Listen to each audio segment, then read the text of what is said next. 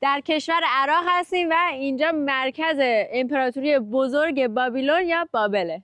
این شیری که پشت سر هم میبینین شیر معروف بابل 3000 سالشه و اون پشت تصویر هم قصر صدام رو میبینیم که اومده خودشو توی پشت زمینه یکی از مهمترین آثار تاریخی دنیا جا داده. و اینو بهتون بگم بچه‌ها، ما هنوز خودمون باورمون نمیشه که تو عراقیم. همین امروز صبح رسیدیم فرودگاه، با ترکیش ایرلاین اومدیم و رسیدیم و بلافاصله اومدیم تو یکی از تاریخی ترین نقاط عراق. و دلیلی هم که عراق رو انتخاب کردیم برای سفر اینه که واقعا یکی از باشکوه ترین و مهمترین تاریخ‌های تمام کشورهای دنیا رو داره و به روایتی میگن اولین تمدن کل بشر از همینجا شروع شده. توی بین النهرین هستیم و میگن که تمدن از اینجا شروع شده، ولی تعبیرهای زیادی هست درباره این موضوع. میدونم که خیلیاتون الان اومده تو ذهنتون که میگین مگه ایران اولین تمدن نیست؟ باید بریم راجع به این موضوع حسابی صحبت کنیم. این کشور رو که واقعا بخش خیلی مهمی از تاریخ دنیا هست و با هم دیگه ببینیم و این تازه شروع ماجراهای عراقه. توی این ولاگ قراره که راه بریم توی قسمت‌های مختلف تاریخ، بریم تک تک دوره‌های مختلف تاریخ رو توی این کشور ببینیم، از اوایل تمدن گرفته تا امپراتوری‌های بزرگ و همچنین بعدش که اسلام میاد. بریم این لایه‌های مختلف تاریخ رو با هم دیگه ببینیم و توی ولاگ بعدی میریم شهر بغداد پایتخت عراق رو ببینیم. پس اگه هنوز سابسکرایب نکردی سابسکرایب کن که ولاگ‌های بعدی رو از دست ندین. من نیکا هستم، من حسین از کانال پرشین اکسپلوررز و این اولین کشور از سری 5 تا کشور عربی و خاورمیانه و شمال آفریقایی که قراره تو این سفر بریم. بعد عراق داریم میریم مصر. پس پیشنهاد میکنم با ما همراه باشید. بزن بریم. 4000 سال پیش توی شهر بابیلون حدود 250,000 نفر آدم زندگی میکردن. برای همین اولین شهری بوده که چنین وسعت جمعیتی داشته تو کل دنیا. حالا دلیل این که اصلا این امپراتوری بابل و این تاریخ بابلا انقدر شگفت انگیز و مهم توی دنیا اینه که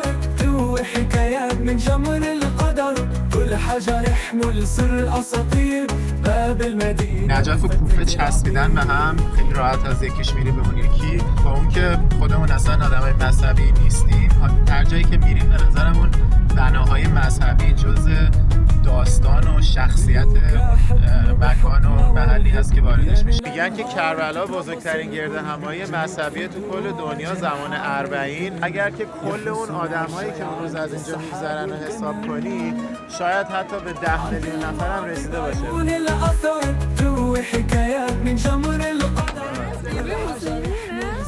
آره. اینجا بازار بزرگ و قدیمی نجفه که الان می‌خوایم بریم داخلش رو بهتون نشون بدیم. چه جایی بهتر برای صحبت کردن در مورد تمدن‌ها از مرکز جغرافیایی بین النهرین، منطقه‌ای که میگن مهد تمدن‌های دنیاست. منتها حالا چه بحثایی هست در مورد اینکه بگن ایران اولین تمدن بوده، که همه اینا بحث‌های موجهی هست و میتونه درست باشه. و حالا این شگفتی که داره، علاوه بر این که تنها اثر دوران سلطه ایرانیاست توی کشور،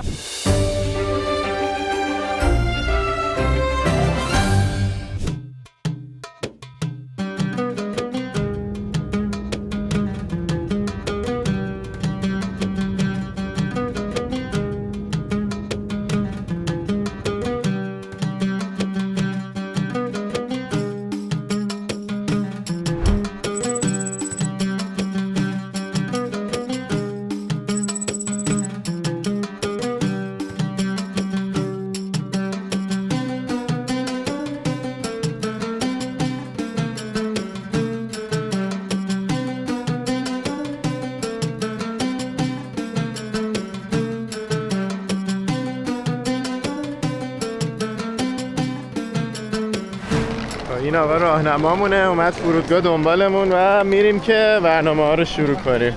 بریم بغداد گردیم. چون یه بغدادی بگردیم. چقدر ایرانی توی فرودگاه ما دیدیم. حبیبی یا نور العین یا ساکن خیالی، حبیبی حبیبی حبیبی یا نور العین. دیگه اومدیم وارد شدیم، ویزا آن ارایوال هم گرفتیم و ایشون راهنمامونه. ابراهیم. های ابراهیم، سلام علیکم. و علیکم السلام. Welcome to Iraq. nice to meet you. قراره که کلی باش گپ بزنیم توی این سفر و اطلاعات خوب بهمون بده و کل عراق و حالا کلش که نه، جایی که قراره بگردیم و ایشون میبرتمون. خیلی هیجان داریم مثل همیشه. تو کشور جدید که هیچ کدوم هم تا نرفتیم ولی خیلی هم سرده الان. حالا چند تا نکته بگم. یکی این که ما ویزای فرودگاهی گرفتیم با پاسپورت کانادایی و آمریکایی و پاسپورت ایرانی اصلا ویزا نمیخواد. پاسپورت آمریکا، کانادا و اتحادیه اروپا و استرالیا و نیوزیلند میتونن تو فرودگاه بگیرن. بقیه کشورهای دنیا کره ژاپن هم میتونن تو فرودگاه بگیرن. بقیه کشورهای دنیا باید از قبل بگیرن. فقط ایرانه تو کل دنیا که میتونه بدون ویزا بیاد. خیلی برام جالب بود. اونو گرفتیم، $80 نفری دادیم. ما دیگه با پاسپورت ایرانیمون این سفر رو نیومدیم دیگه، با همون $80 رو باید میدادیم. و اینکه اینجا یه نکته جالب اینه که از تو دیوتی فری ترکیه ببین چی گرفتم آوردم. از تو دیوتی فری ترکیه ویسکی گرفتم آوردم و توی این کشور کاملا آزاده. بهش گفتم داریم میریم عراق، اوکیه؟ گفتش که ایران یا عراق؟ گفتم عراق. گفت آره اوکیه. بعد دیگه خریدم و اومدم. یه چیزی حدود 27 ساعت از الی تو راه بودیم تا برسیم. اول که به خاطر جو منطقه، به خاطر اینکه حالا احتمال جنگ توی این منطقه بودش، پرواز شبمون رو کنسل کردن که از ترکیه قرار بود بیایم و 9 ساعت اونجا عقب افتادیم. تقریبا 2 ساعتی هم عقب افتادیم به خاطر طوفان شنی که اینجا اومده بود. خلاصه همین جوری عقب افتاد تا این 27 ساعتی که ما تو راه بودیم و خودمون رو رسوندیم به اینجا. آره حسابی. حالا خسته و کوفته رسیدیم، ولی چون صبح رسیدیم و امروز برای من روز تعطیله دیگه باید هیچ زمانی از دست ندیم و مستقیم داریم بریم سمت بابل.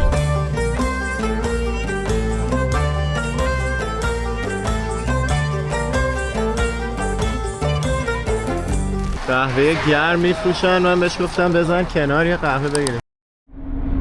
You're selling coffee? Yes. سلام علیکم. استادي 2 قهوة حلوة مرة وسط. شوجر without sugar. Yeah, with sugar. وسط هذا 2.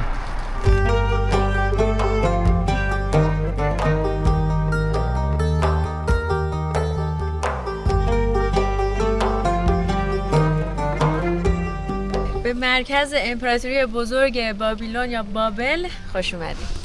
این دروازه اشتار محل ورود به این پایتخت یا قلعه امپراتوری بابیلون، ولی اصلش رو آلمانی‌ها اومدن اواخر قرن 19 کندن بردن و اینی که ما الان اینجا می‌بینیم بازسازی شدهشه، کپیشه در واقع توی سال 1950 اینا. خوش اومدیم به یکی از مهمترین آثار تاریخی عراق.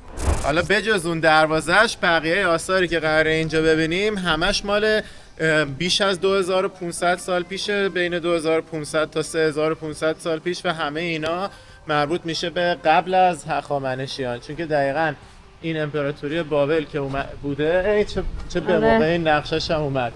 نگاه کنین این امپراتوری بزرگ بابل ببینین، از اون طرف تا سوریه رفته، از اون بالا تا ترکیه و کنارش هم که ایرانه و دیگه میدونیم که توی حدوداً 2500 سال پیش هخامنشیان از ایران میان و دیگه کل این ناحیه رو میگیرن. از امپراتوری بابل جدید میان این ناحیه رو میگیرن و دیگه همش میشه جزء هخامنشیان. دیگه حالا بریم و بیشتر راجع به تاریخش در ادامه ماجرا صحبت کنیم. این نقاشی ها رو هم گفتش که قدیمی نیست، اومدن اینجا گذاشتن که حس و حال قدیمی رو بده. گفتش که اینجا محل ورود سربازا به شهر بوده، آدم‌ها وای میستادن این طرف و اون طرف استقبال میکردن ازشون و الان این دروازه‌ای که میبینیم دروازه ورود به قسمت قصر پادشاهه و الان برامون توضیح داد که این شهر خب کلاً رفته بوده زیر خاک و پیداش میکنن همون موقعی که گفتم آلمانی‌ها اومدن دروازه رو کندن بردن، بعد از این مدت که زیر خاک پیدا میشه. و گفتش که هنوزم نصف این شهر زیر خاکه و هنوز پیداش نکردن، چون که این شهرها حالت طبقاتی داشته.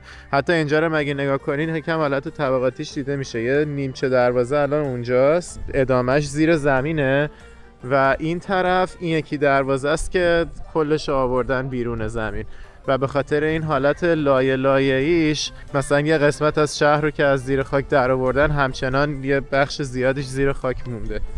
حالا بریم داخلش رو ببینیم. If you want to know which one is the real one and which one is the fake one, you see the black material? Yeah. This is asphalt because the Babylonian was used asphalt at that time. Oh. They was bring it from Al-Anbar. It's area between Iraq and Jordan. There is like asphalt lake. Until now, people go and make asphalt from it. Wow. So the asphalt was that the first usage of asphalt? Okay. Nice. میگه بابلیا آسفالت استفاده میکردن. اینجا اثراشو میتونیم ببینیم. اولین کسایی بودن که آسفالت استفاده کردن. Even the Sumerian before them. سومریا هم استفاده میکردن حتی قبل از اونا. So they was put it like between the levels in the building, like some material to make it more strong. Okay.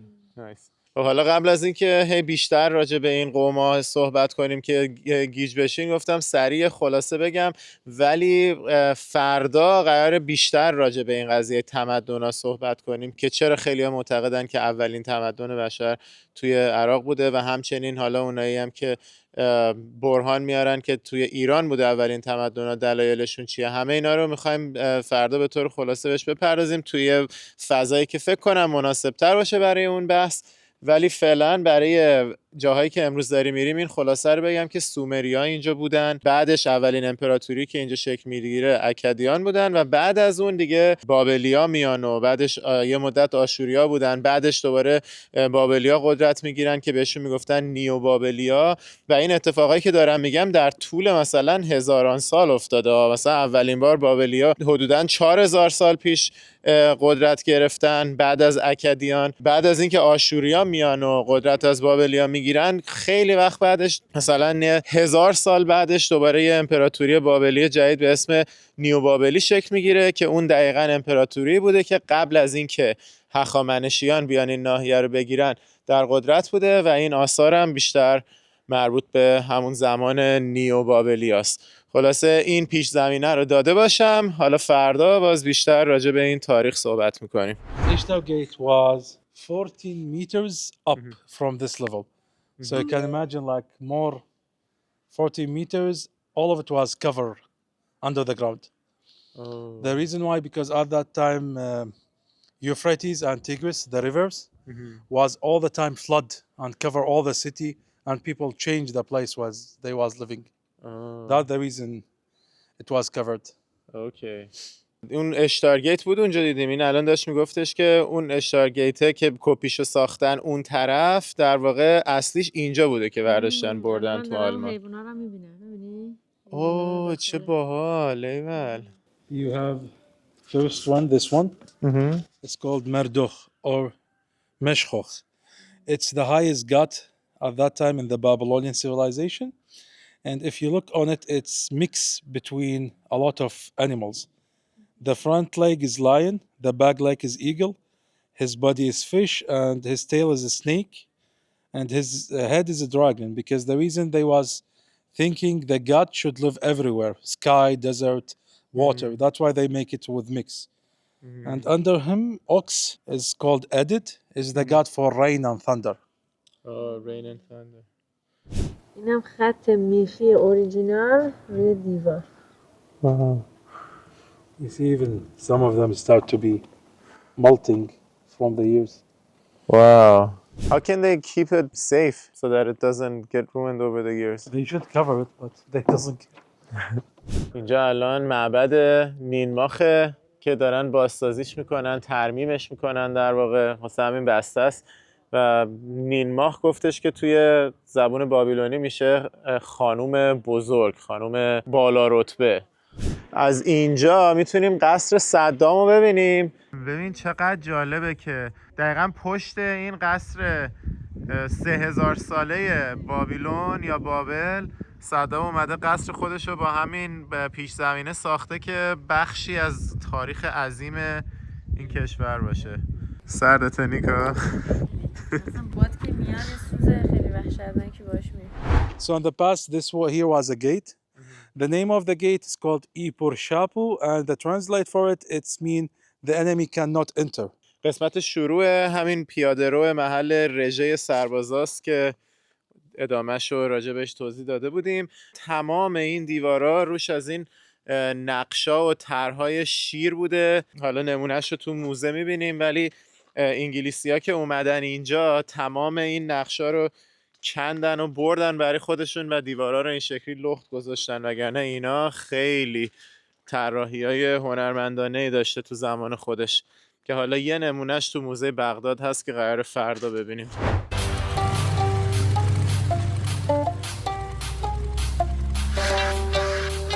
ادامه اون خیابونه که سربازا میان توش راه میرن. الان رسیدیم از اون طرفه بخش دیگهش، فاصله بینش ظاهرا خراب شده. خب حالا سنگای روی زمین هم همه به شکل قرمز بوده. الان 5 تا از سنگای اورجینالش رو داریم اینجا میبینیم که اگه دقت کنین یکم هم قرمزیش مشخصه. کل این قسمت مثل حالت سنگ فرشای قرمز بوده، مدل فرش قرمز که انداختن برای سربازایی که بتونن رد بشه، و دیوارا هم که همه آبی بوده. بالاخره رسیدیم به این شیر معروف بابل که از اول منتظر بودم ببینمش. این مجسمه شیر 3000 سالشه، خیلی اباحت داره. یعنی اصلا این شیرای عراق و همچنین خب تو ایران هم که خب شیر یه نماد خیلی مهمیه و حتی توی یونان هم همینطور. کلا اون امپراتوریایی که اون زمانا شکل گرفته همشون اگه دقت کنین شیر توشون نقش خیلی بزرگی داره. و این شیرای عراق تو موزه لوور هم قبلا کوچیک‌ترش رو دیده بودیم، حالت خیلی خاصی داره برای خودش. به خاطر همین خیلی مشتاق بودم که اینی که اوریجینال 3000 ساله سر جای خودش همینجوری پاورجاست رو بیام ببینم. و اون آدمی که میبینین زیر شیر قرار داره، اون نماد اینه که اون شیر بالایی امپراتوری بابله و اون آدمی که زیرشه نماد بقیه امپراتوری است، که یعنی گفتن ما به تمام امپراتوری‌های دیگه غلبه میکنیم. که خب البته بعدش میدونیم هخامنشی‌ها اومدن اینجا رو گرفتن، ولی حداقل در نماد پیام خیلی قوی داشته این مجسمه. در ضمن این شیره جنسش از سنگ آتشفشانیه و این قسمت بین النهرین اصلا نداره سنگ آتشفشانی. به خاطر همین ابراهیم توضیح دادش که اینا از طرفای اردن و لبنان و اینا آوردن اینجا. مال زمانی بوده که اردن و لبنان هم جز قلمروی بابلیا بوده. حالا رسیدیم به بازمانده های قصر شمالی. اینا اتفاقا تازه هم پیداش کردن به نسبت، یعنی 20 سال پیش این قسمت رو کشف کردن. به خاطر اینکه جنگ و اینا بلافاصله بعدش شروع میشه، دیگه از ادامه کندوکو دست برداشتن تا اینکه دیگه حالا که یه ذره اوضاع آروم‌تر شده دوباره میخوان برگردن و ببینن که چیا پیدا میکنن توی این قسمت.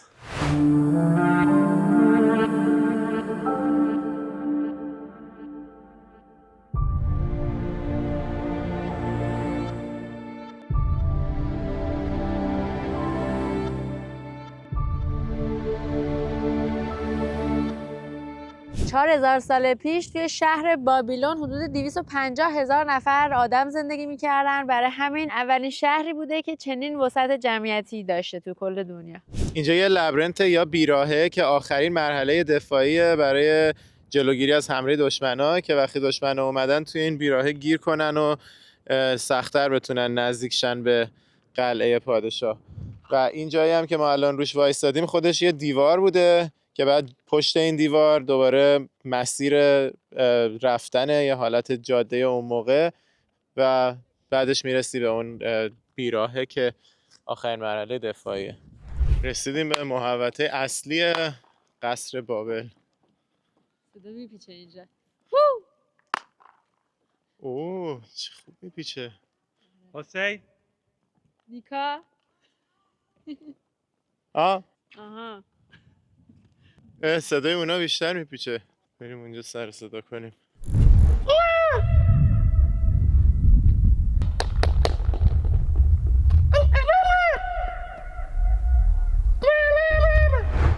حالا این سالونی که این طرف می‌بینین محل تخت و تاج شاه بوده و یه داستان خیلی جالبی که هست اینه که اسکندر مقدونی توی همین حال میمیره. یعنی خیلی جالبه، ما قبلا رفته بودیم تاجیکستان، یه دریاچه بود به اسم دریاچه اسکندر و یه شایعه بود اونجا که میگفتن اسکندر اینجا مرده، که من همون موقع بود که تحقیق کردم، رفتم سرچ کردم، گفتم که این شایعه هست ولی واقعا فکر نکنم اینجوری باشه، چون که بیشتر معتقدن که اسکندر توی بابیلون عراق مرده. این چند ماه پیش بیشتر نبود که ما این داستان رو داشتیم و اون موقع هیچ ایده‌ای نداشتیم که قراره که چند ماه بعدش بیایم توی خود عراق، توی بابیلون، توی بابل، دقیقاً جایی که اسکندر مرده رو ببینیم. و داستانش این بوده که وقتی که رفته بوده سمت پاکستان و هند و اینا که اون طرفا رو فتح کنه، یه دونه تیر زهرآلود میخوره و سریع میان میرسوننش به اینجا که درمانش کنن، ولی دیگه موفق نمیشن درمانش کنن و روی همین تخت سلطنتی داخل بابل میمیره. بعد از اینکه اینجا رو فتح میکنه، یکی از تخت‌های سلطنتیش بوده، هرچند که پایتخت اصلیش همچنان یونان بوده، ولی اینجا چون نزدیکتر بوده سری میان میرسوننش اینجا، ولی موفق نمیشن نجاتش بدن. پس حالا که راجع به این قضیه گفتیم، دیگه این تاریخ رو یکم بیشتر شرح بدیم. گفتم که بعد از بابلیا هخامنشی‌ها اینجا رو میگیرن و دیگه خب بعدش هم که میدونیم اسکندر مقدونی میاد کل قلمروی هخامنشی‌ها رو میگیره. بعد از اینکه اسکندر میاد دیگه تا یه مدت اینجا دست یونانی‌ها بوده، تا اینکه اشکانیان میان اینجا رو پس میگیرن از یونانیان و دوباره میفته تحت کنترل امپراتوریای ایرانی که اشکانیان بودن، بعدش هم ساسانیان. و بعد از اونها که دیگه اسلام میاد و کلا دیگه میان این قسمت‌ها رو در واقع عرب میکنن و دیگه مدت‌ها اسلام بوده. عباسی‌ها میان اینجا و پایتخت اصلیشون توی همین عراق بوده، خلفای عباسی. بعدش که مغولا میان حمله میکنن و کنترل رو از در واقع حکومت‌های عربی و اسلامی میگیرن. البته اسلام ادامه پیدا میکنه همچنان اینجا و بعدش عثمانی‌ها از مغولا این قلمرو رو میگیرن. البته توی همون دورانی که عثمانی‌ها کنترل اینجا رو داشتن، یه مدت دوباره میفته دست سلسله‌های ایرانی مثل صفویان یا افشاریان. هر کدومشون یه دوره اومده بودن ناحیه‌های خیلی بزرگی از عراق رو دوباره کرده بودن جزء در واقع قلمرویی که ایران کنونی هم جزش بوده. بعد از اون ولی خب دیگه عثمانی‌ها هی دوباره می اومدن پس می‌گرفتن این قسمت‌ها رو. مثلا نادرشاه افشار که اومده بغداد و نیمه شرقی عراق رو کامل گرفته، آخرین باری بوده که بخشای عمده عراق با ایران تحت یه قلمرو بودن و دیگه بعد از اون عثمانی‌ها دوباره میان اینجا رو میگیرن تا زمانی که بعد از جنگ جهانی اول که شکست میخورن، دیگه عراق میفته تحت حفاظت و استعمار انگلیس تا یه مدت، تا اینکه مستقل میشه. یه پادشاهی به اسم سلسله هاشمیان اینجا بنا میکنن که چند دهه بوده، تا اینکه عراق انقلابی میشه و یه سیستم حکومتش عوض میشه. حزب بعث میاد اینجا قدرت میگیره که دیگه از اونجا صدام حسین بلند میشه و دیگه ادامهش میریم توی قسمت تلخ تاریخ که حالا بعداً بیشتر بهش میپردازیم. نگاه کنین این سکشن، این قسمتی که الان توش هستیم قبلا حرمسرا بوده، فقط خانوما و بانوان میتونستن اینجا بیان وارد بشن. حالا بریم این قسمت رو ببینیم. عشق پولی باشه آدمای فقیر تنها میمونن و آدمای پولدار میفتن به فکر حرمسرا. تو همین حرمسرا ننمون کلفت بود، منم که بچه بودم و میگرفت بغضم زود. حالا دلیل این که اصلا این امپراتوری بابل و این تاریخ بابلا انقدر شگفت انگیز و مهمه توی دنیا اینه که توی خیلی از چیزا پیشرو بودن و اولین کسا بودن. میگن اولین باری که قانون به صورت نوشته در اومده، قانون هامورابی بهش میگن که تو دوره شاه هامورابی نوشته شده.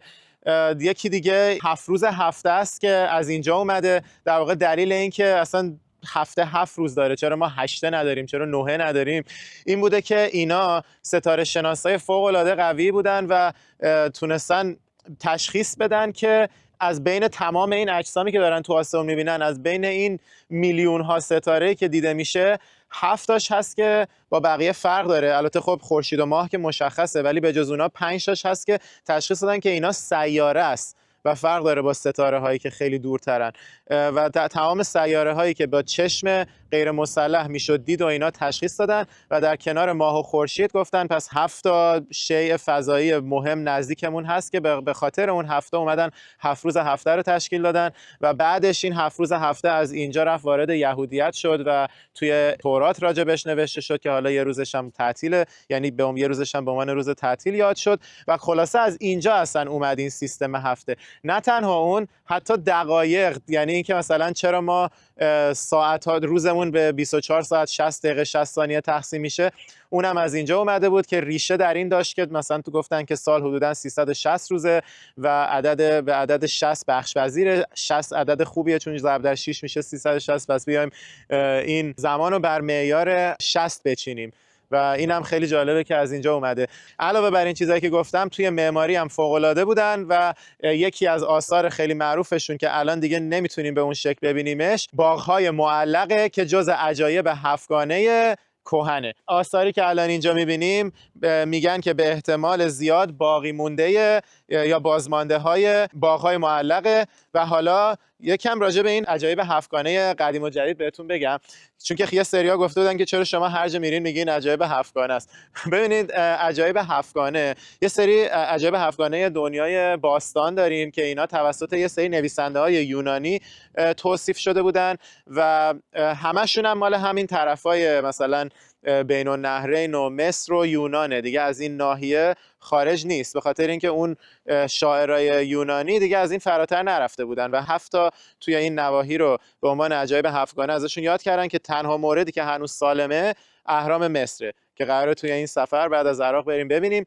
ولی الان وایستادیم توی نقطه‌ای که یکی از اون 7 تا وجود داره، همین باغ‌های معلق بابیلون یا بابل. ولی به خاطر اینکه این 7 عجایب فقط یکیش الان سالم مونده و بقیه‌اش تخریب شدن، تو سال 2007 گفتن که با اینجوری که نمیشه عجایب هفتگانه دنیا، باید بگیم که اونایی که الان هستن چی هن. اومدن با یه رأی‌گیری همگانی از کل دنیا 7 عجایب انتخاب کردن که وقتی میگیم عجایب هفتگانه معمولا اونا رو میگیم که یکیش همون کالسیوم رومه، یکیش پترای اردن که رفتیم، یکیش چیچن ایتزای مکزیک، دیوار چین هست و خلاصه اون عجایب هفتگانه اصلیه که وقتی میگیم معمولا منظورمون اونه. ولی این عجایب هفتگانه قدیم برای خودشون یه جایگاه خاص و ویژه‌ای دارن. یکی از شاههای بابل به اسم نابوخادناصر این باغای معلق رو ساخته بوده برای همسرش آمیتیس از امپراتوری مادی ایران بوده که اومده بوده اینجا و به خاطر اینکه دلش تنگ شده بوده برای سرسبزی اون نواحی و اینجا بیشتر مثلا حالت خشک و بیابونی داشته، اون شاه میاد براش اینو میسازه که از اون حالت دلتنگی درش بیاره و یه سری باغ معلق لایه لایه با فضای فوق‌العاده سرسبز ساخته بوده که هم همسرش بتونه بره ازش لذت ببره، هم میگن که محل گرد همایی آدما بوده. بر اساس توصیفاتی که کردن یه سری تجسم‌های سه‌بعدی ازش وجود داره، همینجا براتون میذاریم ببینین و میتونین تصور کنین که اون زمان اینجا چه شکلی بوده. البته باید بگم که این آثاری که الان پیدا کردن قطعی نیست که توی این نقطه بوده باشه، چون که سعی کردن با توجه به توصیفاتی که اون شاعرای یونانی کردن راجع به عجایب هفتگانه بفهمن که دقیقاً کجا بوده، ولی مدرک دقیقی وجود نداره که مطمئن باشن توی این نقطه بوده. ولی دلیلی که میگن اینجا بوده اینه که یکی این که بغل همین حرم سرا است که الان گفتیم، یعنی بغل قسمت زنان قصر بوده و همچنین رودخونه فرات این بغل بوده. گفتن برای آبرسانی به این باغ طبقاتی که همجوری آبو میرسوندن بالا، اینجوری لایه لایه میومده پایین و آب میرسونده به این باغ، حتما باید کنار رودخونه می بوده و به خاطر این حالت مثلا شکل حدودی که تونستن اینجا پیدا کنن و همچنین نزدیکیش به اون قسمت زنا و رود فرات، گفتن که به احتمال خیلی زیاد اینجا بوده اون باغ‌های معلق. ولی این دیگه قطعی نیست. اینجا هم که دیگه قصر صدام رو می‌بینیم که اینم برامون توضیح داد که این قبلا اینجا تپه نبوده. صدام اومد برای اینکه بتونه قصر خودش رو اینجا بسازه، خاک آورد، همینجوری اینجا به تدریج چید، لایه لایه رفت بالا تا بتونه فضا رو آماده کنه برای ساختن قصر خودش بالای یه تپه مصنوعی.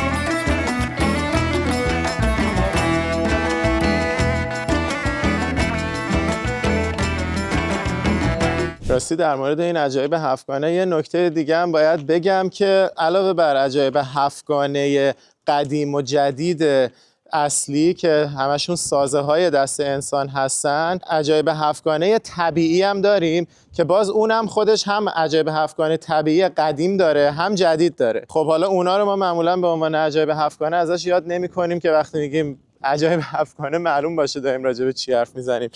منتها اون طبیعی ها هم یه سری ها اومدن گفتن که برای چی باید عجایب هفتگانه همش دست انسان باشه، مگه طبیعت نمیتونه شگفتی و عجایب داشته باشه؟ این شد که یه لیست عجایب هفتگانه طبیعی تشکیل دادن و بعد از اون اومدن یه دور دیگه با رأیگیری یه لیست جدید دادن بیرون و اینه که الان در واقع یه جورایی 28 تا عجایب هفتگانه داریم. و این عجایب هفتگانه طبیعی رو هم توی سفر آسیامون 3 تا ما رفتیم دیدیم. یکیش همون هالونگ بی ویتنام بود، یکیش جزایر کومودو بود، یکی دیگه‌ش هم غارای زیرزمینی فیلیپین بود که همه اینا رو توی سفر آسیامون دیده بودیم. بفركة كعب وهتعملها وصعد الدنيا هتقولها خدت مصر بسكوتك ما تستخسرش فيها صوتك ومنادي عالصعيدي وابن اخوك البورسعيدي والشباب الاسكندراني لما دي لمة رجال. اینجا نقشه شهر بابل رو می‌بینیم. این هم این وسط یه دونه زیگوراته که حالا فردا قراره بریم یه زیگورات دیگر رو ببینیم. این هرمای این ناحیه عراق و ایران که توی ایران هم چند تاش وجود داره یه جورایی تفسیرش میکنم به عنوان ورژن اهرام مصر توی ایران و عراق، ولی خب کاربرداش خیلی فرق داشته با اونا. حالا فردا بیشتر راجع بهش حرف میزنیم. اونی که توی بابل بوده الان دیگه تخریب شده و وجود نداره، ولی یه دونه سالم ترش رو فردا میریم میبینیم. اینجا هم روی این دیوار نقاشی نقشه این شهر بابیلون رو کشیده، همون چیزی که الان اون طرف به صورت نقاشی درش آورده بودن، اینجا به صورت خط میخی روی این لوح میتونیم نقشه رو ببینیم و اولین نقشه‌ایه که بشر تا حالا کشیده. اینجا طرحش رو گذاشتن ولی اصل لوحی که پیدا کردن الان تو موزه بریتیش توی لندن.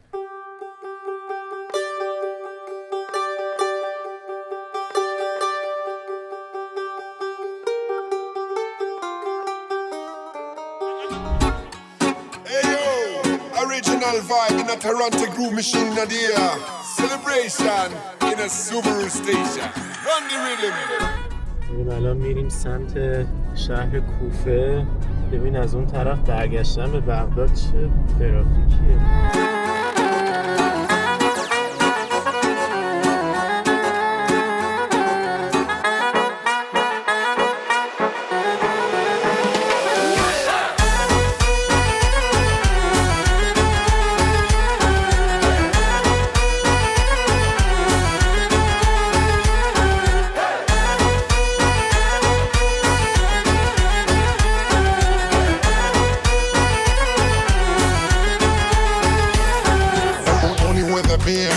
With no fear, come on and see Mutaya die Mavi. Conjuring in steel, listen, can you hear? I'm coming on the vibe from Tel Aviv to Kahir.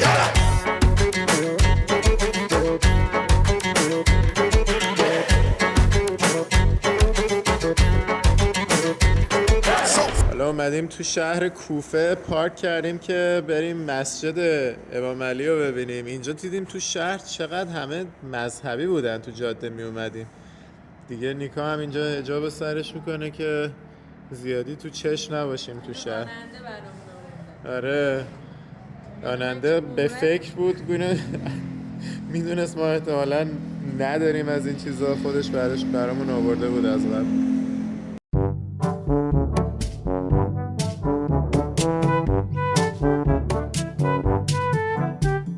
اینم نتیجه نهایی. الله اکبر این همه جلال، الله اکبر این همه شکوه. چقدر عجیب شدی برای من.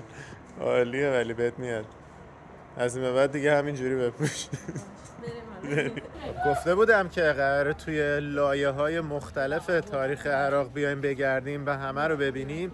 این قسمت دیگه قشنگ میرسه به قسمت اسلامی تاریخ این کشور. شهر کوفه و نجف جفتشون سمت غرب رودخونه فرات قرار دارن و به خاطر همین اینجا سکونت خاصی نداشته تو دوران خیلی قدیم و اصلا عمر اولین بار میاد بعد از اسلام میاد اینجا رو تأسیس میکنه.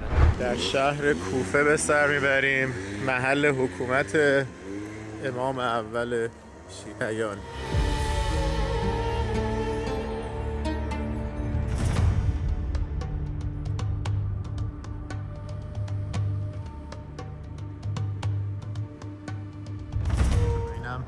مسجد کوفه، مسجدی که امام علی توش ضربت خورده در 19 رمضان و 2 روز بعدش فوت کرد.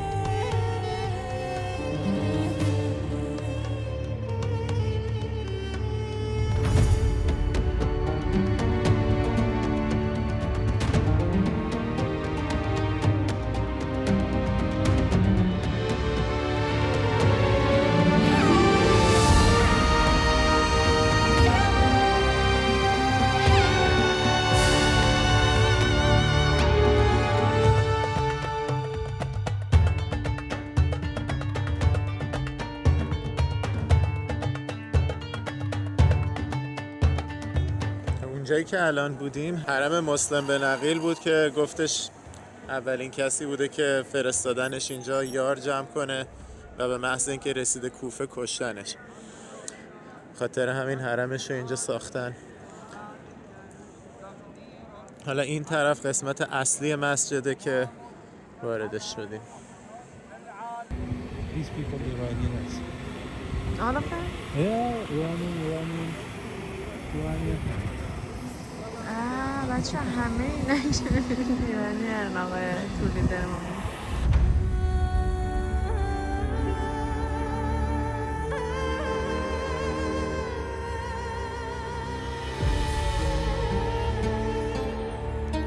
اینجا محل ضربت خوردن امام علیه.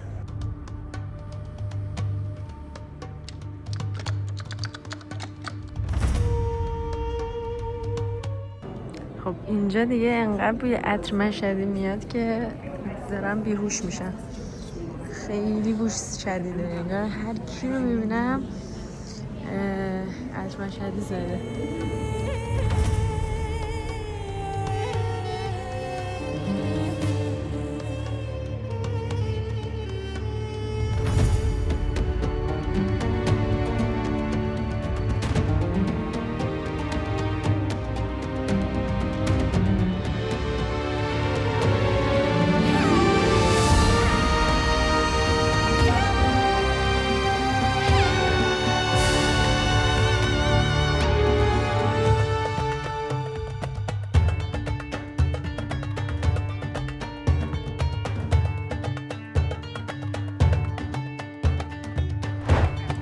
رسیدیم به قسمت هیجان انگیز ماجرا، شیرینی ها.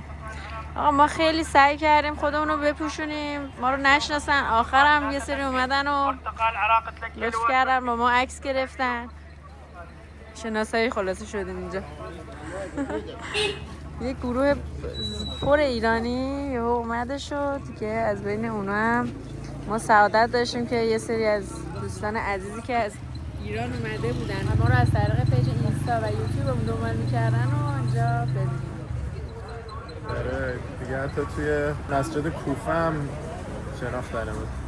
ما في وقت للعب 9 على 1 كونتينيو عيشي نار منكن منه اجينا نحرق استوديو عايشين بفقاعة صودا ضايعين مثلث برمودا لا شي يظل ابدا موضة بوضة مغمض عيونه بس مش هادي انشلي وما زرنا نوديلي بأرضي فيش حاجة خليني داير ورا ذيلي وين في عظمي باجي مع بسمي بعويش وطني ولا اللاجئ شو الفارق يا ويلي. مقصد بعدیمون نجف، مرقد امام علی.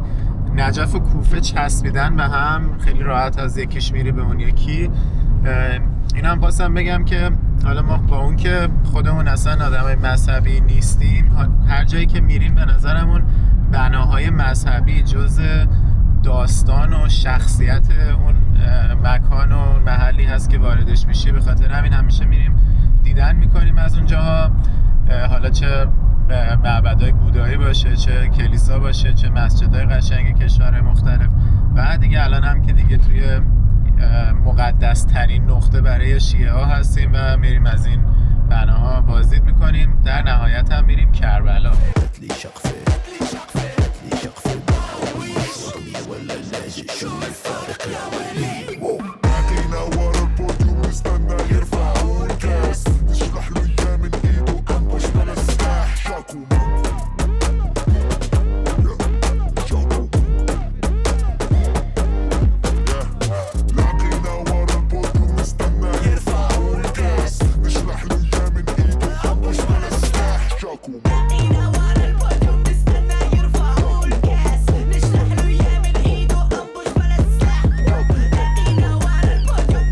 اینجا بزرگترین قبرستون دنیاست، به خاطر اینکه همه اون کسایی که دوست دارن بیان نزدیک امام علی خاک بشن میان، کلی هم تلاش میکنن، کلی هزینه میکنن که بیان اینجا خاک بشن و نزدیک امام علی باشن که اون دنیا هواشون رو داشته باشه. میگن که حتی یه سریا از کشورهای دیگه مثل ایران و پاکستان و اینا پول میدن اینجا برای خودشون قبر میخرن که بتونن نزدیک امام علی خاک بشن. حالا در کل من معمولا به افراد با هر اعتقاد مذهبی احترام میذارم، ولی این مورد که خداییش اون دنیاتون قرار نیست فرق کنه کجا خاک بشین، اینو دیگه نمیتونم بپذیرم.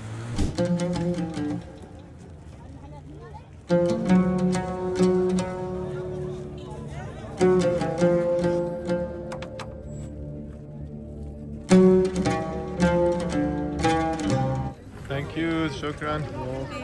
قیمه حسینیه نه؟ آره. نه قیمه نیست. قیمه نیست. نه خیلی خوش هست. آره. خاشق بردارین، اینا خاشق هست.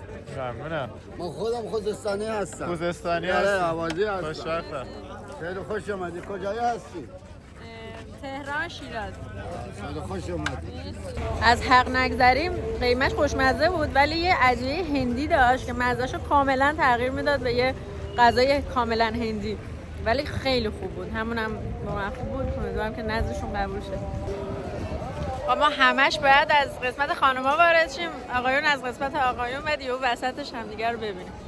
واو، پشت رو نگاه کن، چه دروازه خوشگلی. آره، کم کم داره باحالیه، مثل یه حالت دهکده درست کردن مرقدو.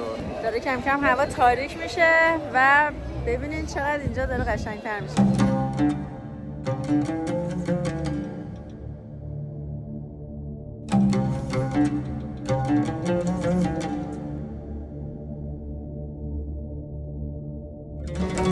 جالبه، داخلش بازار داره و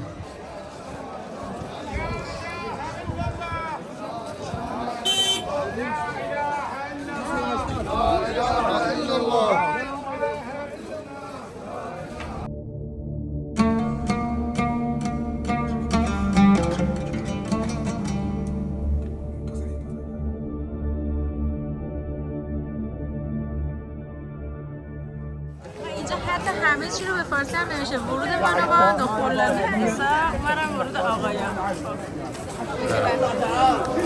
خب فعلا این قسمت همه دارن هول میده. خیلی شلوغ. وای من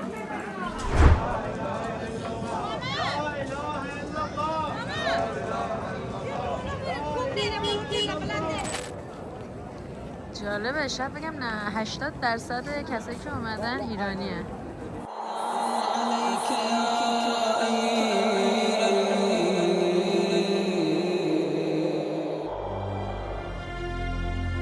اینجا دیگه از نیکا جدا شدیم، اون رفت تو قسمت خانوما، حالا ما اومدیم بریم وارد مرقد امام علی شیم.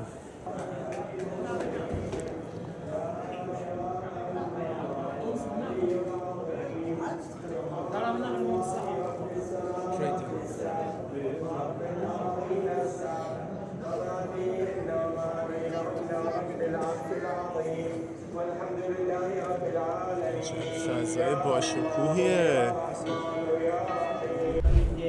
ملت میان اینجا فوت شده هاشونو میارن کنار مرقد امام علی برکت بدن، طهارت بدن، نمیدونم چی کار کنن، بعد میبرن تو اون قبرستون خاک میکنن.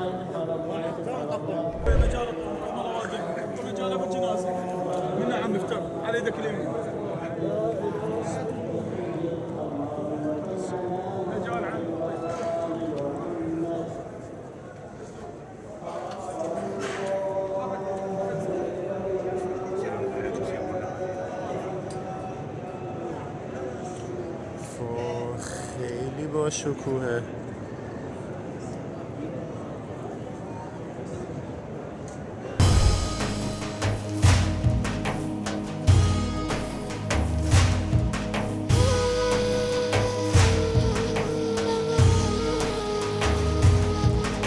كل صبح وكل إشراق النار تبكي عيني بدمع مشتاق النار قد لسعت حية الهوى كبدي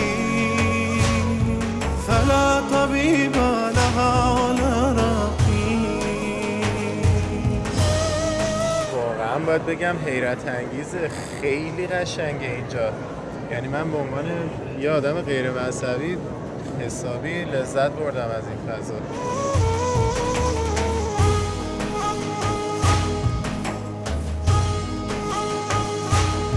شغفت بها عنده رقيتي وترياقي.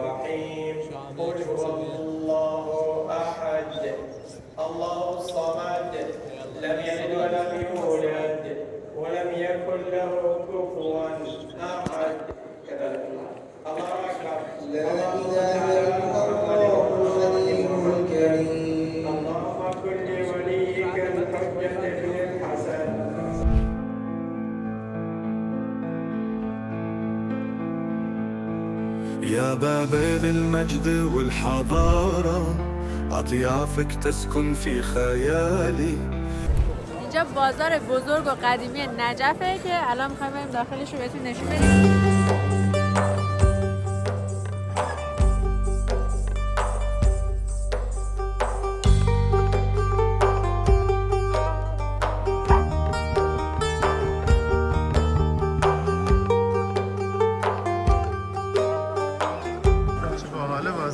من یاد گلوبال ویلج دبی انداخت.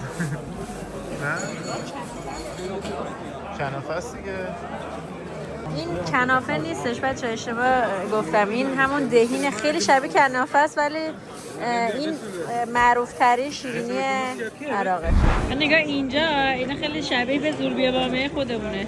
به تفاوت ها. اونا هم که شبیه قرقروته ولی به احتمالا شیرینیه.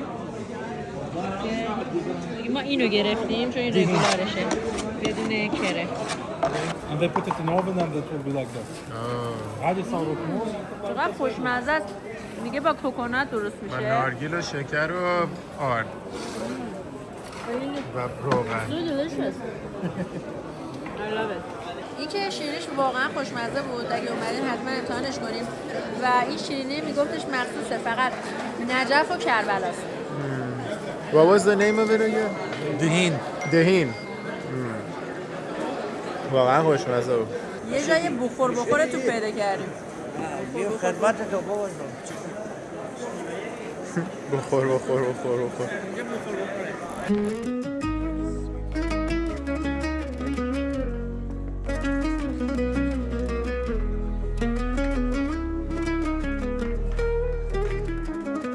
كانت باب المدينة النور قصور وجنات فوق السطور أكواس وأعمدة بين النجوم، بلاط من ذهب يعزف في النغم. عرض الماضي بعيون الأثر، تو حكايات من جمر القدر. خیلی من این بو رو دوست دارم، بوی این عود عربی رو. باب المدينة بفترة العبيد.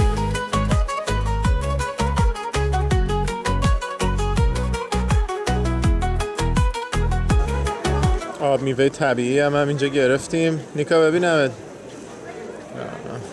آبنارش که فکر می‌کنم با آب قاطی کرده، خیلی اونقدی که فکر می‌کردم آبنار نبود، شیرین خیلی خوبی نداشت.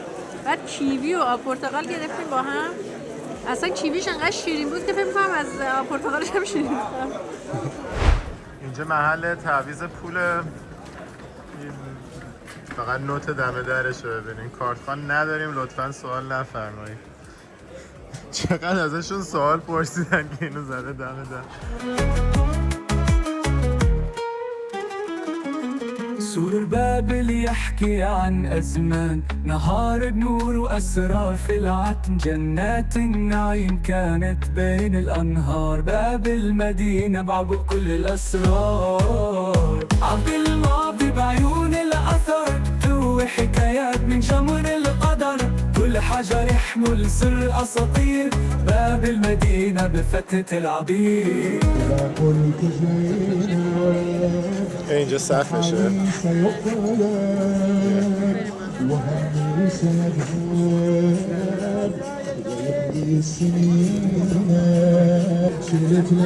نه بعد چایمون اینجا تو راه هم چای خوردیم، هم آب خوردیم، هم غذا خوردیم، همش هم نزدیک.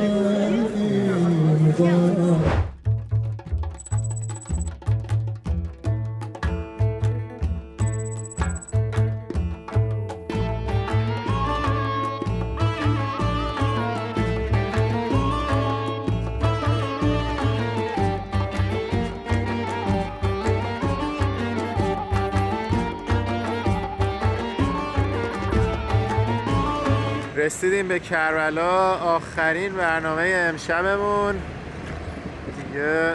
این روز اولی یخ بستیم، قشنگ یخ زدیم، ولی حسابی این روز اول رو استفاده کردیم ما با وجود 30 ساعت مسیر و خستگی. من که 1 ساعت مانیم تخت خوابیدم. خوابه تو ماشین چقدر میچسبید ولی. حيفا رفرت راسي وعالي، مدينة الماضي تتحدث للزمان. منو ببین تو این سرما دیگه کامل شال و کلا کردم. بكل مكان أبواب الذهب تفتح بكسرة، بين السرايا والحدايق الخضراء.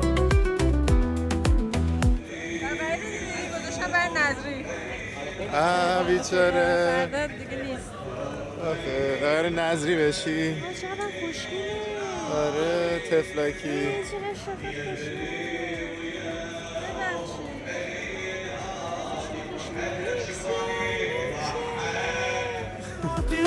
من برجك المهيب حتى السماء ضوي، أغانينا تمتلئ روح الفخر. أيامنا سافرت بالانتصار، فوق العرش يحكي المبارك بهر، والذكريات تنير. اینجا هم آب گذاشتن برای رفع تشنگی بغل همین حرما. وفي الأسواق عمت الألوان، حبنا تدوين على مدى الدهر، ونبقى في القلب ذكرى شعبنا.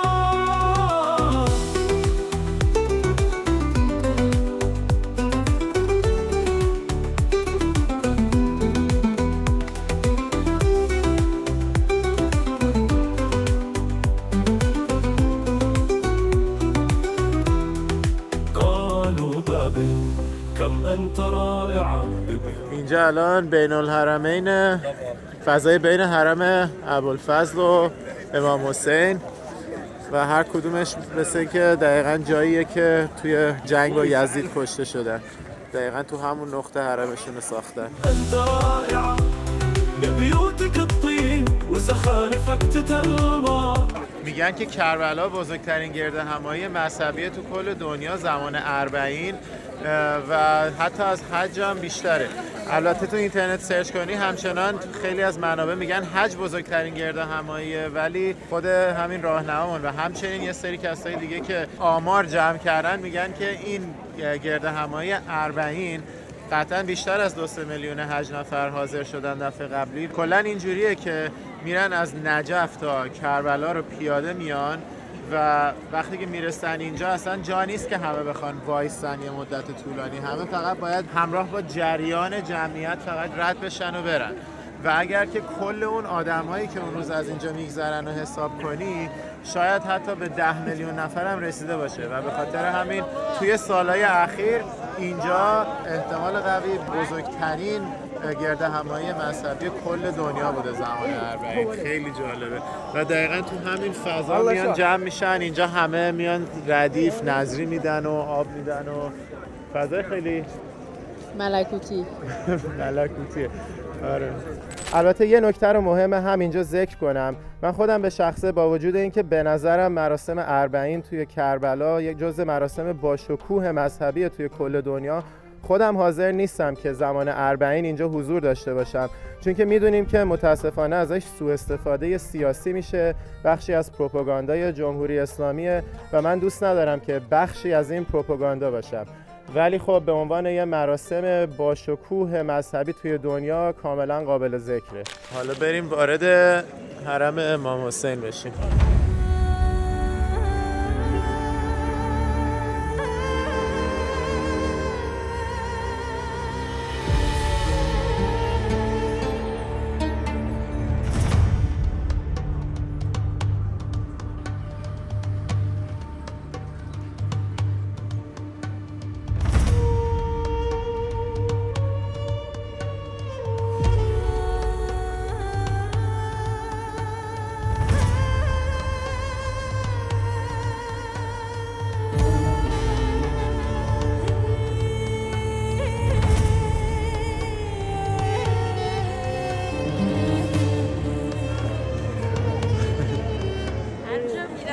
گوشت مال خودم که نیستش که میگن خانم‌ها میگن خانمم حجابت را چیزی کچل شدم غیر کشیدم بالا پایین.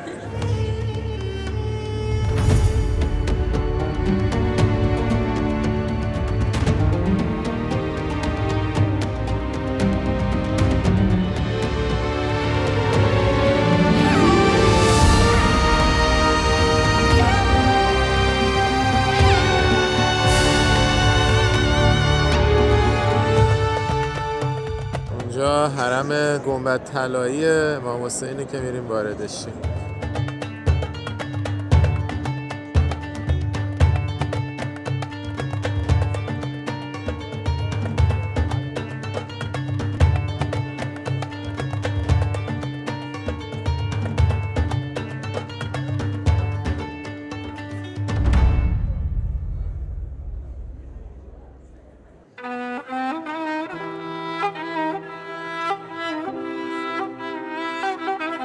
دارن اینجا دنبال حاجت میگردن.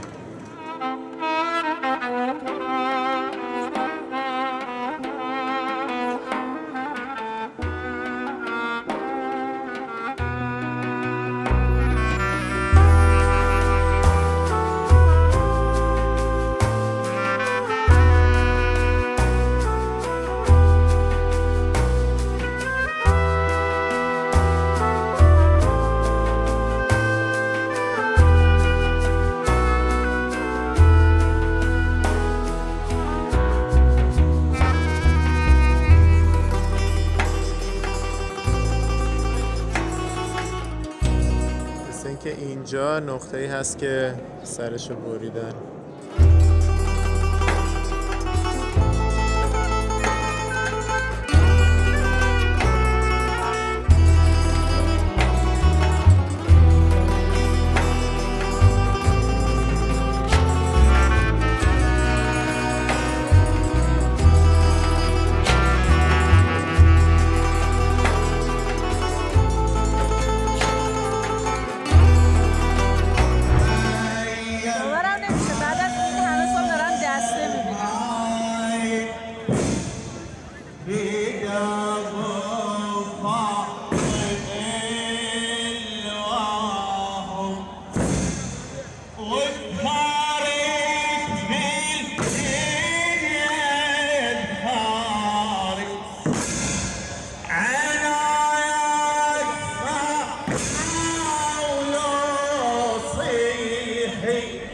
حالا اومدیم وارد حرم ابوالفضل شدیم. بریم این یکی رو هم ببینیم تفاوتش چیه.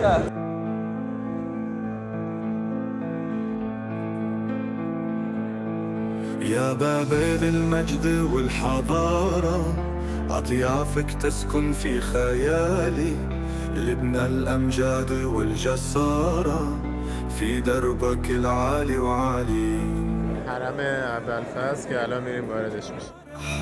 تغمر الأرض بالملح والماء ذكرياتك لن تراح أنت سر منذ بدء الإنشاء في لياليك الغامضة تروي قصص الزمان من عاجك العريقة نسجة الحلم والأمال كتب زمان في طياته أخبار حملتك العظيمة ورددت في صفحاتك أسرار القوة والإله تحت سماؤك الواسعة عاش الفيلسوف والشاعر في مدنك الساطعة لا إله إلا الله.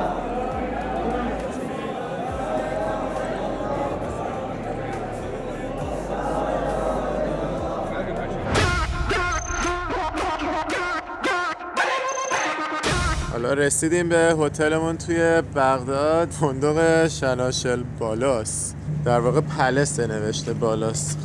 بالاخره ساعت 11 شب پس از یک روز پرفشار و پربرنامه اومدیم که وارد هتل شیم و چکین کنیم. Thank you.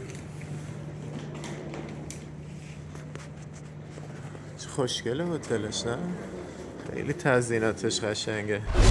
اینم از اتاقمون تو این هتل جزا. اوه سویته. اوه یه تخت اضافه همون ته داره. پس سویت نیست. نمیدونم آشپزخونه‌شو هنوز ندیدم. چقدر بزرگه. واو. اینجا هم که دستشویی هم میشه.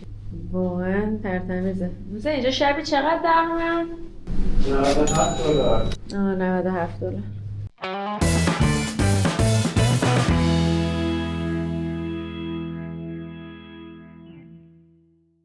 اینجا میدون تحریر بغداد، به معنی میدون آزادی، آزاد شدن. زیادی نمیخوام بغدادو توی این ویدیو بهتون لو بدم، به خاطر اینکه بغدادو قراره توی ولاگ بعدی بهتون نشون بدیم. ولی امروز صبح داریم میریم سمت یکی از این هرم‌ها که دیروز بهش اشاره کردم و میخوایم راجع به شکلگیری تمدن صحبت کنیم. چطوری، خوب خوابیدی؟ خیلی داشتم بیهوش شدم. صبحونه‌اش چقدر خوب بود هتله. اصلا کیف کردم. پر انرژی. حسابی استراحت کردیم یعنی انقدر بدنمون احتیاج داشت. دیروز با اون شرایطی که انقدر تو پرواز بودیم و صبح زود رسیده بودیم، صبح تا شب رفتیم گشتیم، یا آخرش من و نیکا همجوری تو ماشین داشتیم چرت میزدیم. حالا هم دارم استوریا رو میذارم، اگه هنوز پیج اینستاگرام رو ندیدین دنبال کنید که اونجا بتونید به صورت زنده با ما همسفر باشید و همچنین کلی اطلاعات مختلف هم از جنوب کالیفرنیا بهتون میدیم. نه داره بازی میکنه. وای بیبی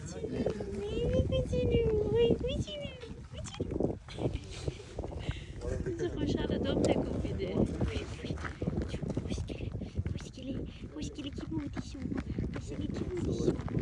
چه جایی بهتر برای صحبت کردن در مورد تمدن‌ها از مرکز جغرافیایی بین النهرین، منطقه‌ای که میگن مهد تمدن‌های دنیاست.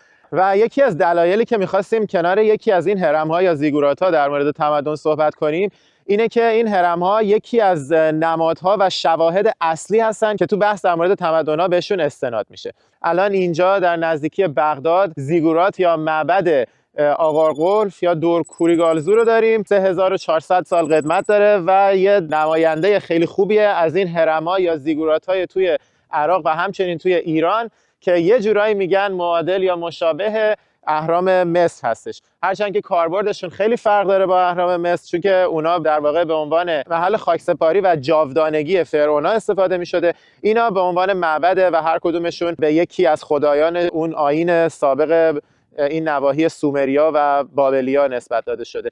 هرچند باید بگم که معروف‌ترین زیگورات توی عراق این زیگورات آقارقف نیست، یه دونه هست توی شهر اور که بهش میگن زیگورات اور که 4200 سال قدمت داره، 800 سال از این قدیمی‌تره و منسوب به خدای ماهشون. حالا این یکی برای من ویژگی خیلی جذابی که داشت و گفتم اینو بیایم ببینیم، اینه که این بلندترین زیگوراتی هست توی دنیا که هنوز شکل نسبی خودشو داره و خیلی بهتر میتونه بهمون اجازه میده که شکل اولیه خودش، شکل هزاران سال پیش خودشو که به صورت یه معبد هرمی شکل پلکانی بوده رو میتونیم تصور کنیم با دیدنش. حالا یه چیز خیلی جالب که باید همینجا بهتون بگم اینه که قدیمی ترین زیگورات دنیا که هنوز میشه شکل نسبیشو دید توی تپه سیلک نزدیک کاشان. زیگورات سیلک 5200 سال قدمت داره و خیلی قدیمی تر از این زیگوراتی هست که اینجا داریم میبینیم، ولی خب الان اگه برین خیلی تخریب شده ولی همچنان میشه شکلش رو دید. و یکی دیگه از زیگورات‌های خیلی نامدار ایران هم که حتی میگن سالم ترین زیگوراتی است که هنوز وجود داره، زیگورات چغازنبیل نزدیک شوش و دسفول که تقریبا قدمتش اندازه همین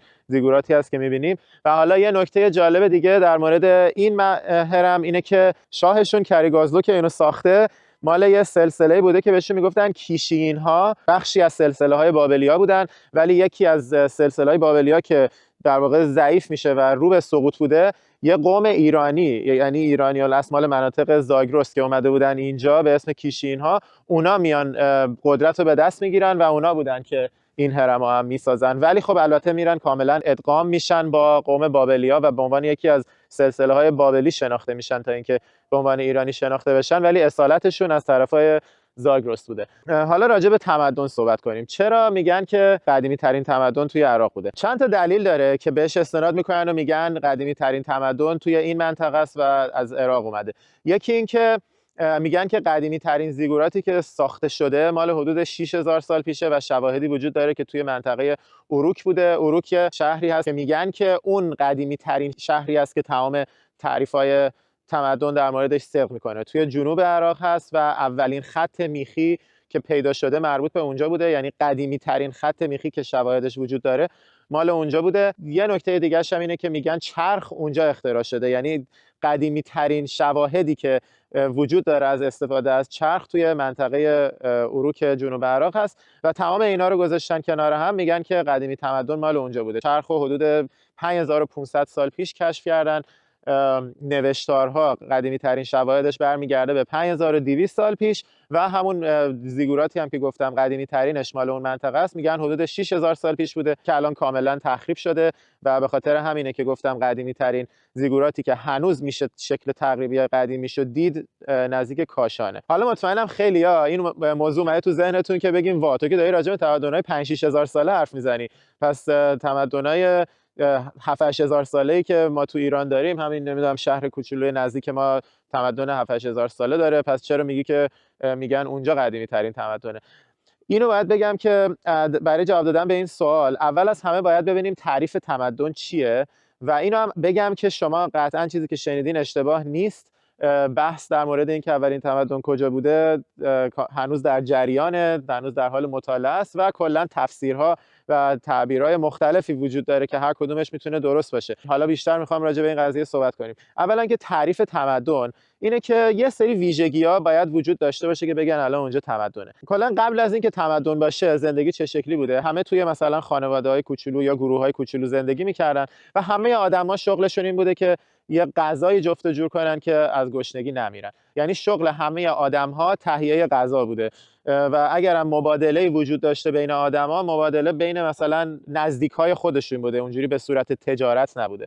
موقعی که میری به سمت تمدن، تغییراتی که انجام میشه اینه که اولا که شغلای مختلف وجود داره، دیگه همه تمرکزشون روی یک کار نیست. یعنی وقتی که ابزارآلات کشاورزی پیشرفته میشه، یه تعداد کمی میتونن برای همه غذا تولید کنن و به خاطر همین تعداد خیلی زیادی از آدما میتونن روی کارهای تخصصی تر، روی کارهای متنوعی تمرکز بذارن. علم رشد میکنه، تجارت به صورت گسترده تر انجام میشه، روابط اجتماعی پیچیده شکل میگیره و همچنین قانون، وقتی که قانون رسمی وجود داشته باشه، مجری قانون وجود داشته باشه، تمام اینا میشه علائم و شواهد تمدن. و دو تا چیز خیلی مهمی هم که راجع بهش میگن اینه که نوشتار وجود داشته باشه، یعنی بتونی مکتوب کنی چه قانون و چه مثلا اتفاقا و داستانها و همه اینا رو، و همچنین چرخ وجود داشته باشه، چون که گفتم یکی از چیزهای خیلی مهم توی تمدن اون ابزارآلات پیشرفته است و چرخ یه چیزیه که یه انقلابی توی ابزارآلات صنایع مختلف ایجاد کرده.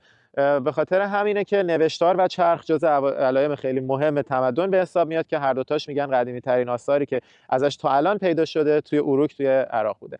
منتها خب همینطور که من الان توضیح دادم، این تمدن یه چیزی نیست که یه شب شکل بگیره، مثلا تو بیای بگی که تا دیروز تمدن نبوده یهو از امروز تمدن ایجاد شده. این یه پروسه 10,000 ساله است، یعنی از 10,000 سال پیش همینجوری تمدن در حال شکل گیری و پیشرفت بوده تا حتی همین امروز. به خاطر اینجوری نیست که دقیقاً بگی تمدن از فلان روز شروع شد. اگر که یه ذره تعریف تو شلتر بگیری میتونی بگی که نه، تمدن‌های اولیه 7,000 سال پیش بودن. یه ذره شلتر بگیری میتونی بگی 9,000 سال پیش بودن. همه اینا بستگی داره که اون معیارهایی که من گفتم و چقدر سفت و سخت بخوای راجع بهشون قضاوت کنی که بگی اولین تمدن کجا بوده. منتها حالا چه بحثایی هست در مورد اینکه بگن ایران اولین تمدن بوده، که همه اینا بحثای موجهی هست و میتونه درست باشه. اولا که قدیمی ترین زیگورات یا هرمی که هنوز وجود داره به شکل تقریبی خودش توی تپه سیال که همونو میگن که خب این اگه سالم تعیینش اینجاست شاید قدیمی ترش هم این دور و بر باشه و نمیشه گفتش که لزوما اولیش تو اروک بوده. دوما استناد به شهر سوخته سیستان و بلوچستان هست که خیلی پدیده عجیبیه و نسبتاً اخیراً کشف شده. توی اسکلتایی که مطالعه کردن توی اون شهر سوخته دیدن که آثاری وجود داره از اینکه جراحی مغز انجام شده 5,000 سال پیش توی شهر سوخته سیستان و بلوچستان، و همچنین اولین پیوند چشم مصنوعی دنیا 5,000 سال پیش توی اون منطقه انجام شده و به خاطر همین میگن که یعنی اون 5,000 سال پیش انقدر اینا پیشرفته بودن که قطعاً تمدن قدیمی تری دارن نسبت به هر جای دیگه‌ای توی دنیا. یه مدرک دیگه هم که بهش استناد میکنن تمدن جیرفته، میگن که خیلی اخیرتر کشف شده این تمدن جیرفت و شواهدی وجود داره که نشون بده نوشتارش حتی قدیمی‌تر از اینجاست. هنرها و طرح‌هاشون انقدر پیچیده بوده که گواه از اینکه یه تمدن خیلی قدیمی‌تری دارن نسبت به هر جای دیگه‌ای که روش مطالعات عمیق‌تری تا الان انجام شده. هرچند که تمام این بحثایی که گفتم همشون میتونن شواهد موجهی باشن برای ادعای اینکه تمدن برای اولین بار تو ایران بوده. باید اینو بگم که همچنان اکثر تاریخ شناسای جهانی معتقدن که شواهدی که برای بین النهرین عراق وجود داره هنوز قوی تره، ولی کلا اینو باید بگم هر کدوم از این تفسیرها میتونه موجه باشه و من فقط در مورد استدلال هایی که در مورد ایران و عراق هست تا الان صحبت کردم. اینو باید بگم که در مورد مصر هم استدلالایی به همین قوی وجود داره که قدیمی ترین تمدن‌ها توی مصر باشه.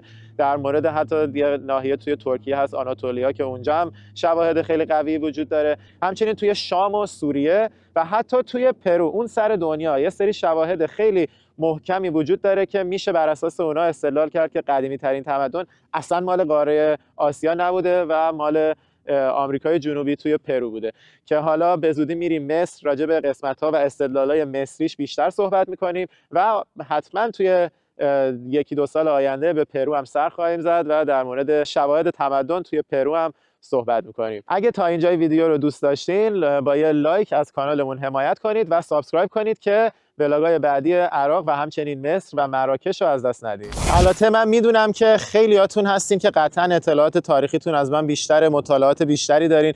کلاً این بحث‌های تاریخی در مورد تمدن خودش یه علمه و من قطعاً خودمو در حدی نمیدونم که بتونم نظر قاطعانه توی این حیطه این علمی بدم. اگر چیز مهمی رو جا انداختم که مطمئناً این اتفاق افتاده در مورد تمدن‌ها، در مورد شواهدی که برای هر کدومش وجود داره، ازتون عذرخواهی می‌کنم. من خودم نظر شخصی در مورد اینکه اولین تمدن واقعاً کجا بوده ندارم، به خاطر اینکه خودمو در اون حد نمیدونم که نظر شخصی داشته باشم، ولی آدمیم که خیلی کنجکاوم و خیلی علاقه‌مندم که تک تک این تعبیرها و تفسیرهای مختلفو ببینم و برم سر بزنم به اون آثار تاریخی که وجود داره و به بقیه هم نشون بدم بدون نتیجه گیری مغرضانه. امیدوارم که شما هم لذت برده باشین و یه تصوری از این بحث‌ها و شواهد براتون شکل گرفته باشه. یه بحث دیگه هم که مطرحه در مورد تمدن ایلامی هاست که دقیقاً بغل همین ناحیه جغرافیایی بین النهرین که تمدن سومریا و بابلیا داشته شکل می‌گرفته، موازی با اون توی ایران کنونی سمت شوش و دسفول و اینا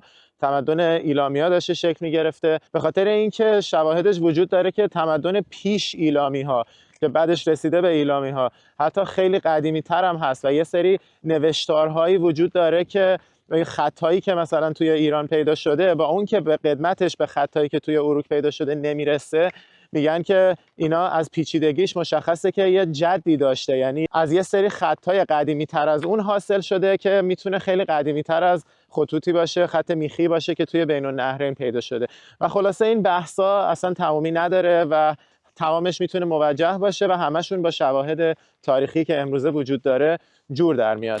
نمیدونم نظر شما چیه، ولی برای من واقعا اباحت داره دیدن این هرم توی بین النهرین عراق. واقعا احساس خیلی مرموزانه زیبایی برام داره. الان اینجا رو ببینین، اینا فرشای بامبو، لایه‌های بامبوییه که توی هر طبقه میذاشتن. یکیشو الان اینجا میبینیم، یکیشو بالاتر میبینیم، از جنس حصیری بامبوه که میذاشتن برای استحکام بیشتر به لایه‌هاش و همینجوری لایه لایه توی هر طبقه تا بالا اینا رو میشه پیدا کرد. یعنی سیستم مهندسیش خیلی فرق داره با اهرام مصر و خب یکی از دلایلی هم که اونا هنوز پابرجاست ولی اینا اکثرا تخریب شده همینه.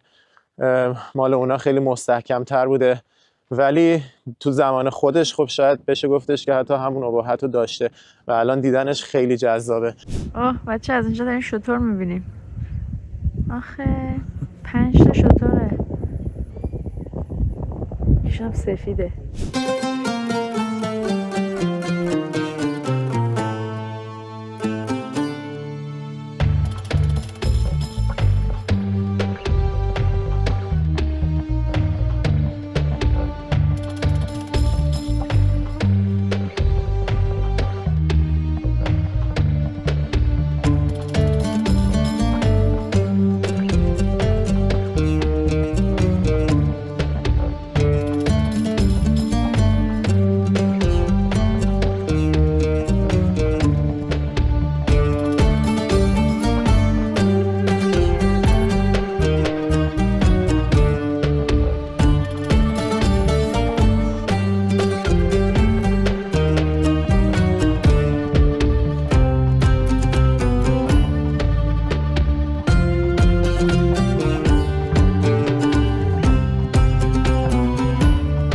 الان اومدیم طاق کسری. البته هنوز به خود طاق نرسیدیم. این مجموعه‌ای که الان توش راه میریم به سمت طاق کسری، ابراهیم الان برامون توضیح داد که اینجا یه مجموعه بوده، موزه بوده و اینجا مثلا رستورانش بوده، اون طرف خود موزهش بوده و کل این موزه در مورد اون دورانی بوده که اعراب میان و ایرانی‌ها رو شکست میدن و کنترل اینجا رو به دست میگیرن و دلیلی هم که اینجا این موزه رو ساخته بودن به خاطر اینه که تنها آثار باقی مانده از دوران سلطه امپراتوری‌های ایرانی به عراقه که الان میخوایم بریم این اثر رو ببینیم و گشت تاریخیمون توی عراق توی دوران مختلف عراق رو به پایان برسونیم. همین مجموعه یه استخر هم داشته که اینجا بوده. گفتش که بعد از سال 2003 که دیگه آمریکا حمله کرد و صدام از بین برد، این موزه‌ای که اینجا بود تو همون بحبوحه جنگ و اینا دیگه از کار افتاد و بعد از اون دیگه سر پاش نکردن. این مسیریه که داریم میریم به سمت این کمان یا طاق و باز همین راهنمامون توضیح داد که کل این محوطه قبل از اینکه آمریکا بیاد و کلا سری جنگ‌های عراق شروع بشه تمام اینجا پارک بوده. آدما می اومدن پیکنیک میکردن کنار این اثر تاریخی ایرانی توی عراق. چه زمانی رسیدیم اینجا، عجب غروبیه. این موامو باید برم سلمونی در اسرع وقت درست کنم برای بقیه سفر. موهاشو صاف کرده. هوا هم حسابی سرد شده دیگه. نیکا شال و کلا کرد. من فکر کردم این کمانه بغل ماشینه، نپوشیدم چیزی دارم یخ میزنم.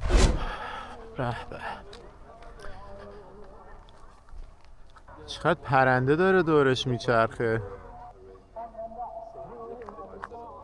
اینم از تنها اثر باقی مونده توی کل عراق از دورانی که امپراتوری‌های ایرانی به اینجا تسلط داشتن. این مال دوران ساسانیه.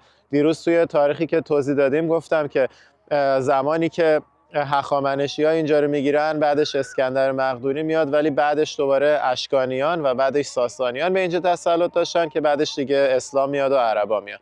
و این اثر باقی مونده خیلی عجیبه که تنها اثر یکی از دلایلش اینه که خب توی دورانی که عربا اینجا رو گرفته بودن خیلی از آثار رو تخریب کردن و چنگیزخان مغول هم باز خودش خیلی از اثرها رو تخریب کرد و دیگه این دلیلی که موند این بود که کاراییش رو عوض کردن، تبدیلش کردن به مسجد و به خاطر همین دیگه تخریب نشد.